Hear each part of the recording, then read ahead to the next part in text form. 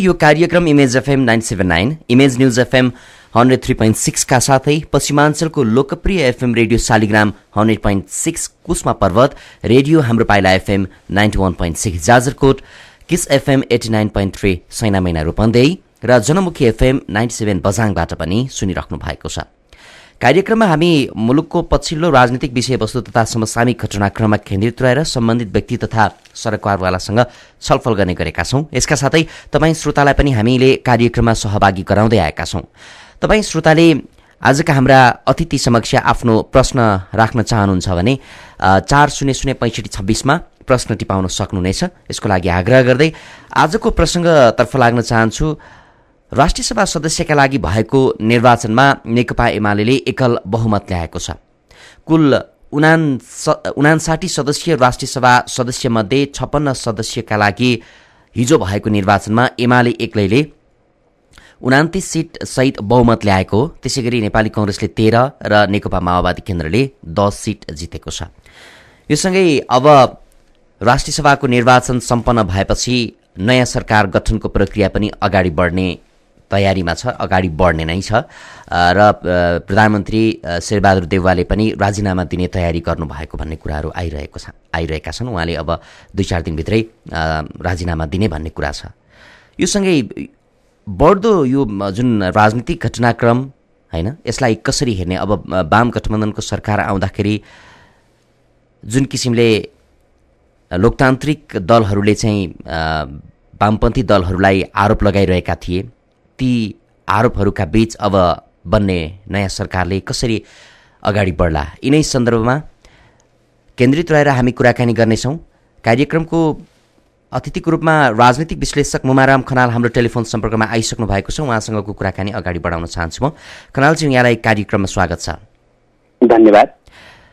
अब जुन राष्ट्रिय सभा सदस्यको निर्वाचन हिजो सम्पन्न भएको छ हैन, लगभग संविधानले निर्धारण गरेका सबै तहको निर्वाचन सकियो र अब नयाँ चरणमा हामी प्रवेश गर्दैछौँ।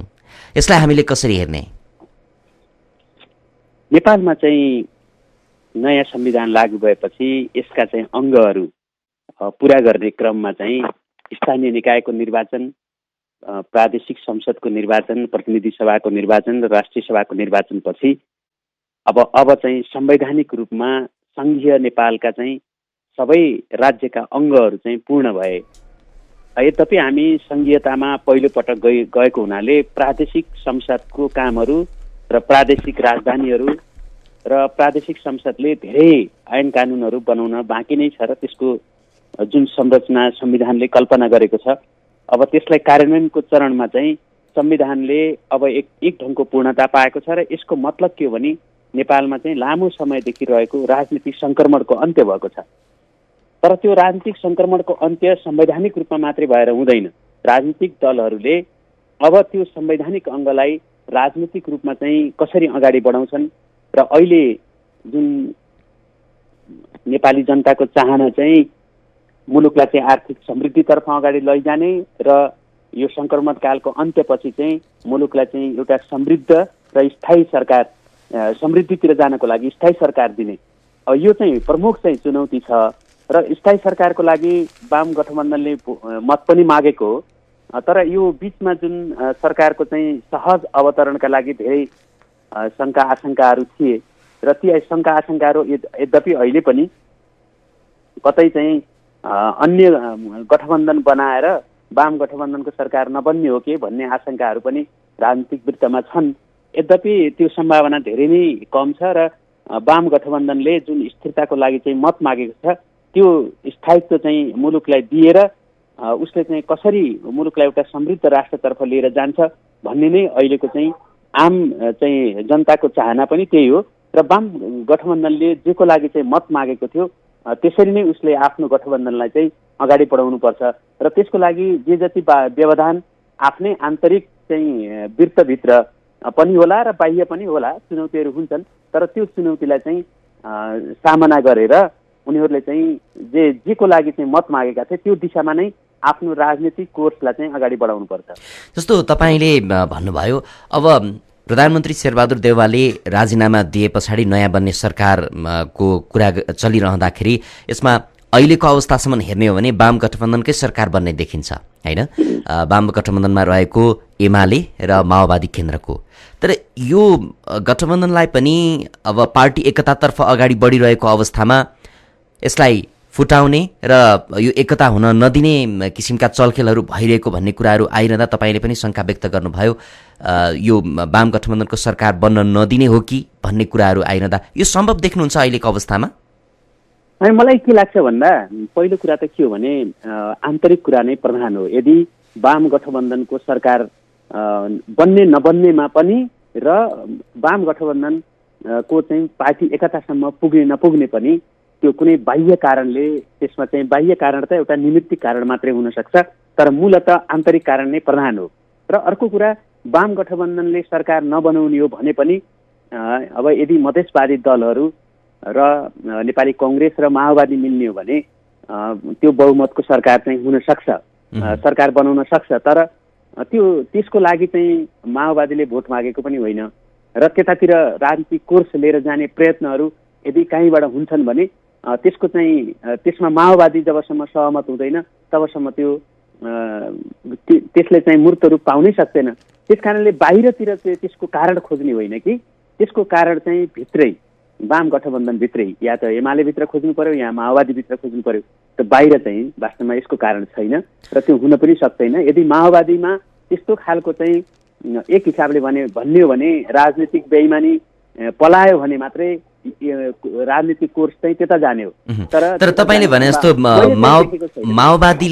माओवादीले जुन अहिले हामीले अपेक्षा गरेको भन्दा फरक ढङ्गले यदि अब यो वाम गठबन्धनभित्र पनि धेरै कुराहरू छन्, तपाईँले कमजोरी कहाँनिर छ त्यो खोज्नुपर्छ भनिरहँदाखेरि यदि माओवादीले अब बेइमानी भन्ने अथवा के भन्ने यदि कङ्ग्रेससँग र मधेसवादी दलसँग मिलेर सरकार गठनको प्रक्रियामा ऊ अगाडि बढ्यो भने मुलुकले एउटा देश र जनताले राखेको अपेक्षा पूरा गर्न सकिन्छ?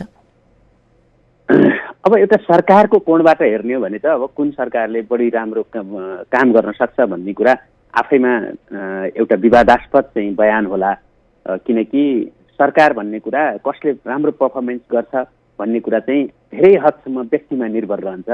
जो राम्रो मान्छे गयो भने अहिलेकै पार्टीमा रहेका पनि अब कुन मान्छे कस्तो मन्त्रालय सम्हालेको छ भन्नेले चाहिँ उसको चाहिँ कार्यदक्षता देखिएको छ। त्यसमाले जहाँ चाहिँ तपाईँ हेर्नुभयो भने राम्रो संस्थागत विकास भएको लोकतन्त्रमा व्यक्तिको भूमिका धेरै नै गौण देखिएको छ। व्यक्तिका भूमिकाले त्यति धेरै त्यो परिणाममा असर गर्दैन। तैपनि अमेरिका जस्तो प्रजातन्त्रको त्यति लामो इतिहास भएको मुलुकमा पनि डोनाल्ड ट्रम्प आउनु र बाराक ओबामा आउनुमा धेरै फरक छ। त्यसको म्यासेज पनि फरक छ, त्यसले दिने डेलिभरीमा फरक छ, त्यसको चाहिँ लोकतन्त्रको संस्थागत विकासमा त्यसले पुर्याउने योगदानमा फरक छ। त्यसैले टोटल पब्लिक पर्सेप्सनमा पनि फरक छ। त्यसैले मलाई के लाग्छ भन्दाखेरि कुनै एउटा पात्र सरकारमा जानु र नजानुमा हाम्रो जस्तो लोकतन्त्रको कुनै संस्थागत विकास नभएको मुलुकमा चाहिँ धेरै फरक पार्छ। त्यसकारणले मैले यो सरकारको पर्फर्मेन्समा, त्यसको चाहिँ डेलिभरीमा होइन, त्यसमा चाहिँ व्यक्तिको भूमिकालाई अलि बढी मैले प्रधान देख्छु।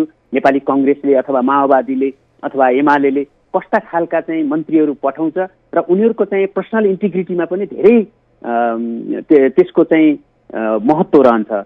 तर मलाई चाहिँ के लाग्छ भने अब ओभरअल अलि ब्रोड पर्सपेक्टिभबाट तपाईँले हेर्नुभयो भने अहिले चाहिँ कुनै पात्रलाई छोड्यौँ भने अहिले जे भनेर मत मागिएको नेपाली जनताले राजनीतिक स्थायित्व र त्यो स्थायित्व सँगसँगै मुलुकको समृद्धिको लागि वाम गठबन्धनलाई सरकार बनाऊ भनेर स्पष्ट म्यान्डेट दिएका छन्। त्यो म्यान्डेटको विपक्षमा जानु भनेको त्यो चाहिँ राजनीतिक बेइमानी हुन्छ। र अरू राजनीतिक दलहरूले पनि मलाई लाग्छ यदि सरकारमा जाने धेरै हतारो र असाध्यै बढी दलहरू मिलेर अनि एकदमै झिनो बहुमत ल्यायो भने पनि सशक्त चाहिँ एमाले जस्तो प्रतिपक्ष बाहिर रहेर जसको चाहिँ वास्तवमा भन्ने हो भने आफ्नै बहुमतले सरकार बनाउने हदसम्म चाहिँ आफ्नै एक्लैको बहुमत छ, त्यस्तो ठुलो शक्तिलाई चाहिँ सरकार बाहिर राखेर सरकार चलाउनु आफै लोकतन्त्रको उपहास हुन जान्छ। त्यसकारणले मलाई के लाग्छ भने अहिलेको नेचुरल चाहिँ पोलिटिकल प्रोसेस भनेको वाम गठबन्धनलाई सरकार चलाउन दिनु नै हो र त्यसमा चाहिँ कुनै दलले पनि अन्यथा लिनुपर्ने कारण छैन। त्यो म्यान्डेट चाहिँ नेपाली जनताले अहिलेको निर्वाचन मार्फत वाम गठबन्धनलाई नै दिएका छन्। यो म्यान्डेटलाई हेर्दा अब नेपाली जनताले वाम गठबन्धनलाई जनादेश दिए, मत हाले होइन, त्यो ठाउँमा पुर्याइदिए, तर पनि भित्रभित्रै अझै पनि नेपाली कङ्ग्रेसले सरकार छाड्न नचाहेको हो कि भन्ने त्यो किसिमको गन्धहरू आइरहेका छन्। भित्रभित्रै माओवादी केन्द्रका नेताहरू र एमालेकै नेताहरूलाई पनि पार्टी एकतादेखि लिएर यो गठबन्धन भाड्नका लागि उक्साइरहेको र अझ माओवादीलाई त प्रस्ताव नै गरिरहेको भन्ने खालका कुराहरू आइरहँदाखेरि नेपाली कङ्ग्रेसले अहिलेको अवस्थामा त्यो किसिमको भूमिका खेल्न सुहाउँछ? मैले आरम्भमा नै भने नेपाली कङ्ग्रेसले जति बेला वाम गठबन्धनले चाहिँ स्पष्ट चाहिँ झन्डै 2/3 बहुमतको हाराहारीमा सिट पायो, त्यति बेला नै उसले राजीनामा गर्नुपर्ने हो। उसले चाहिँ केही राष्ट्रिय सभाको निर्वाचनसम्मको लागि उसले चाहिँ लोकतान्त्रिक प्रक्रियाका अन्य चाहिँ कामहरूलाई चाहिँ सकेपछि मात्रै हामीले चाहिँ सरकारबाट चाहिँ बाहिरिन्छौँ भनेर भनेको थियो। यद्यपि त्यहाँसम्म कुनै हामीले चाहिँ यो शङ्काको सुविधा हामीले चाहिँ दिन सक्छौँ, तर उसले चाहिँ जुन खालका दूरगामी महत्त्वका चाहिँ नियुक्तिदेखि लिएर र जुन ढङ्गले शासन सत्तामा रहँदाखेरि काम चलाउ सरकारले गर्ने सीमाभन्दा धेरै बाहिर गएर उसले जुन गतिविधि गरिरह्यो र ती गतिविधिहरू हेर्दाखेरि कुनै पनि हालतमा नेपाली कङ्ग्रेस जसरी पराजय निर्वाचनमा हुनु पर्यो र त्यो पराजयलाई चाहिँ उसले कति पनि लोकतन्त्रको लागि जुन इमान्दारिता देखाउनु पर्ने हो त्यहाँ चाहिँ देखिएन। त्यस कारणले मलाई चाहिँ यो स्वाभाविक लागिरहेको छैन यति लामो समयसम्म राष्ट्रिय सभाको निर्वाचन बनाउनैका लागि कङ्ग्रेस चाहिँ सरकारमा बसिरहनु कुनै आवश्यकता छैन।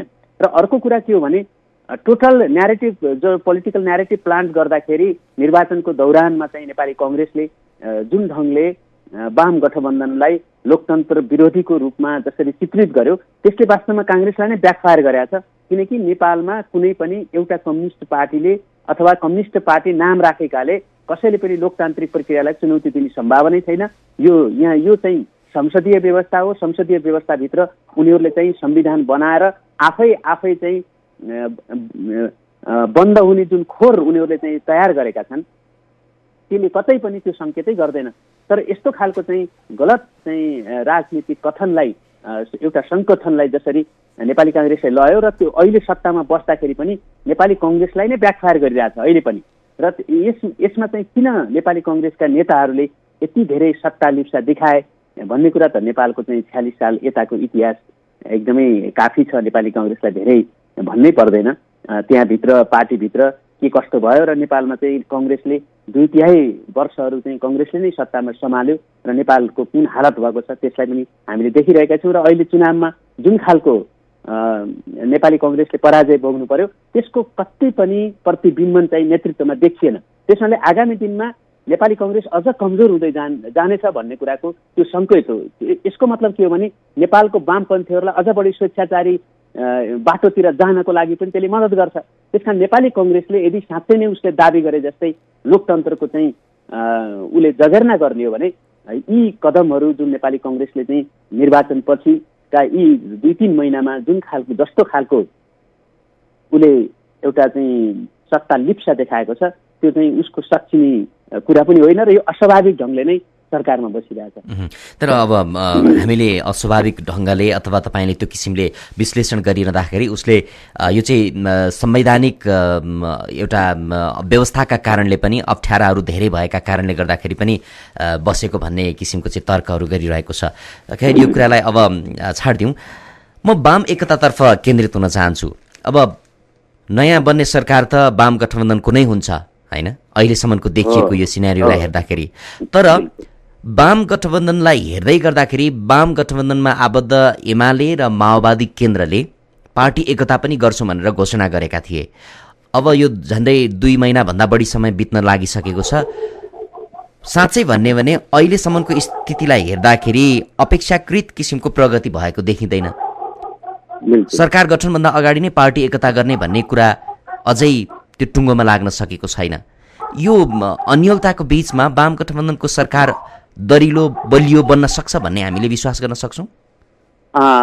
तपाईँले एकदमै महत्त्वपूर्ण प्रश्न उठाउनु भयो। यो मैले आरम्भमा पनि के भनेको थिएँ भने कुनै पनि चिजको विनाश वा विकास चाहिँ आफ्नै आन्तरिक कारणले हुने हो, बाह्य कारण चाहिँ त्यस्तो निमित्तिक कारण मात्रै हुन्छ।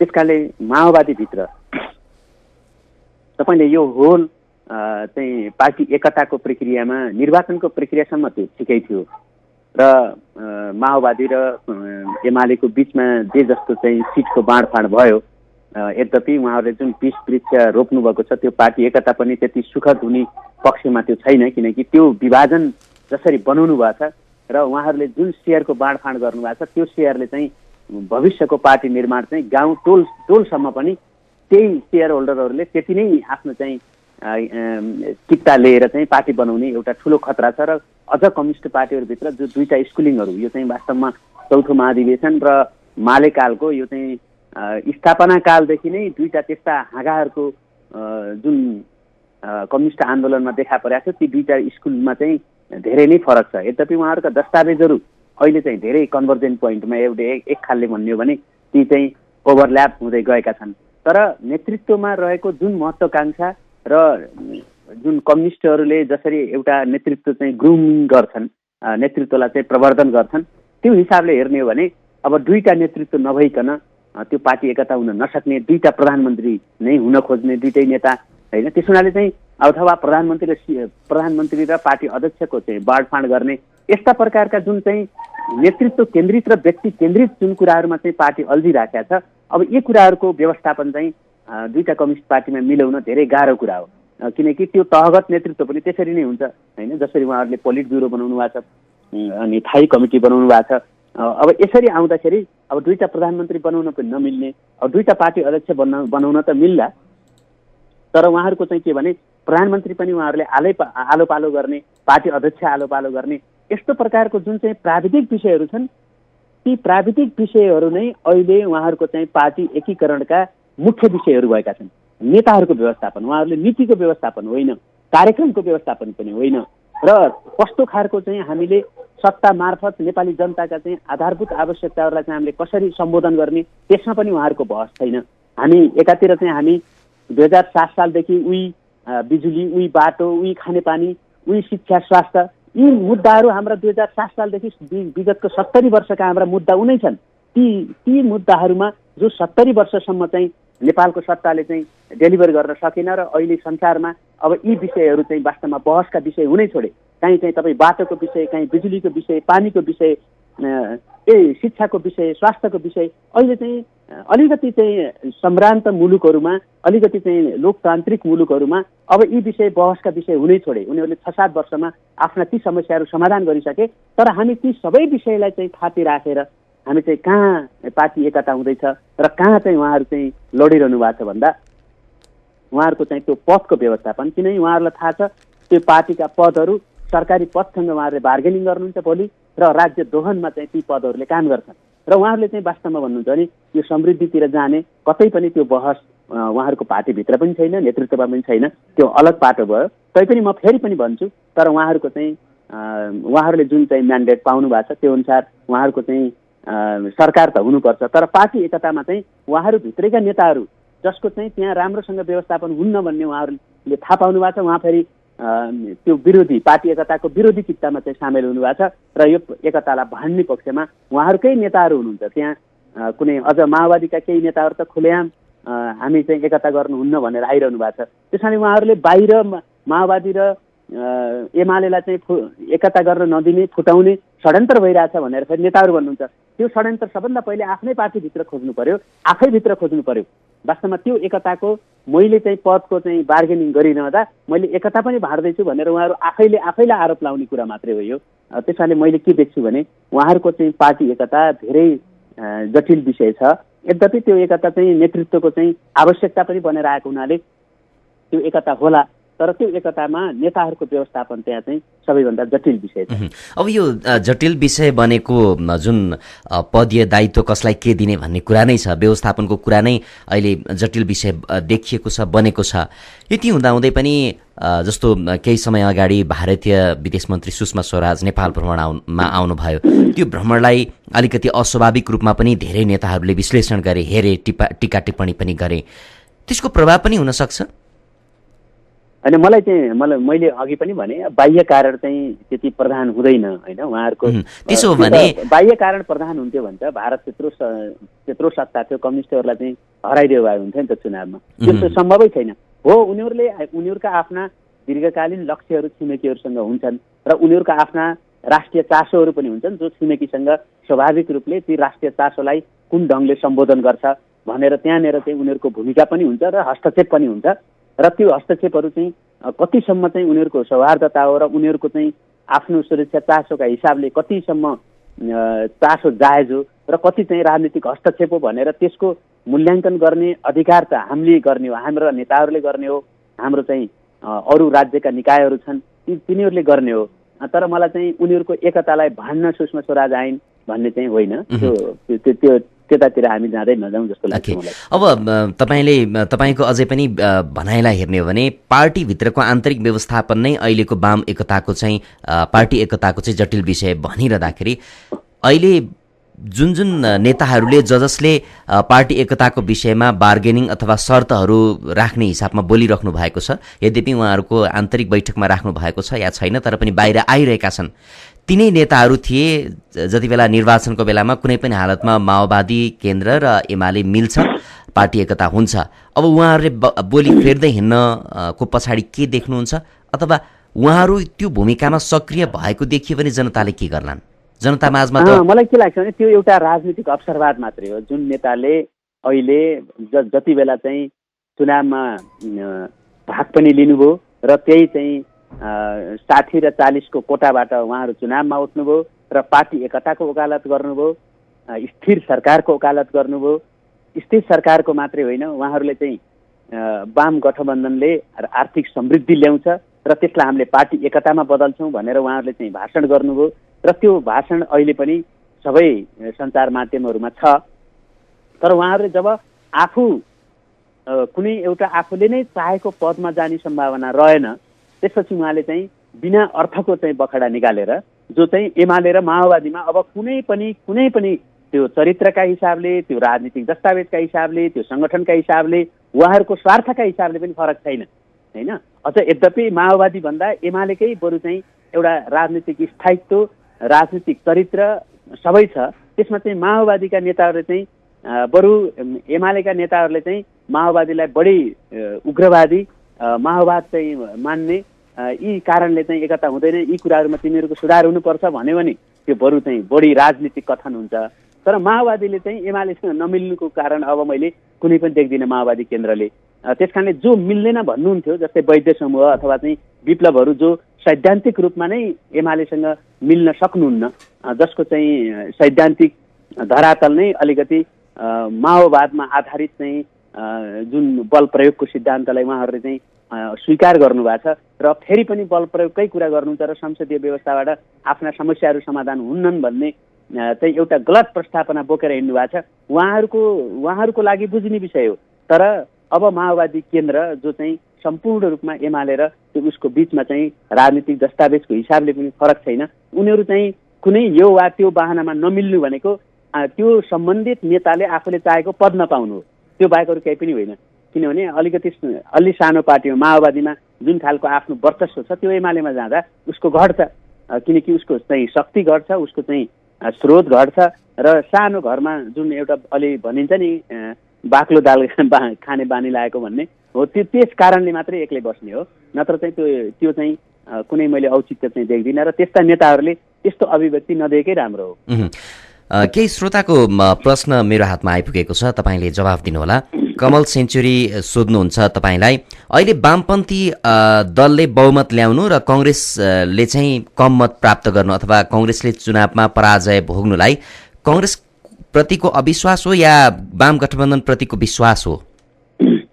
अब यो दुवै हो होइन, आंशिक रूपमा दुवै सत्य हो। किनकि राजनीतिमा एकदमै ब्ल्याक एन्ड व्हाइट, कालो र सेतो उत्तर मात्रै हुँदैन, अलिकति ग्रे एरिया हुन्छ। तर मलाई लाग्ने के हो भने नेपाली कङ्ग्रेसले जुन उम्मेदवारहरू उठायो ती उम्मेदवारहरूको चाहिँ धेरै ठुलो असन्तुष्टि देखियो। किन भन्नुहुन्छ भने नेपालमा चाहिँ अहिले मतदाताहरूको चाहिँ सङ्ख्या हेर्नुभयो भने 40 वर्षभन्दा मुनिको चाहिँ मतदाता सङ्ख्या 54% छ। तर नेपाली कङ्ग्रेसको तपाईँ 40 वर्ष तलको उम्मेदवारहरू मलाई लाग्छ मुस्किलले 4% उम्मेदवार 5% उम्मेदवार पनि थिएनन् र अहिले चाहिँ 60 वर्षदेखि 75 वर्षको उमेर समूहको चाहिँ मतदाता सङ्ख्या जम्मा 5 या 6 छ है। 5 देखि 6% मतदाता सङ्ख्यामा नेपाली कङ्ग्रेसको चाहिँ 80% उम्मेदवार चाहिँ 60 कटेको छ भनेपछि तपाईँले नेपाली कङ्ग्रेसले जति चाहिँ समानुपातिकमा मत पाएको छ त्यो मतका हिसाबले हेर्ने हो भने नेपाली कङ्ग्रेस यसभन्दा अघिल्लो पार्टीभन्दा सानो पार्टी बनेको छैन तर उसका उम्मेदवारहरू सबै हारेका छन्।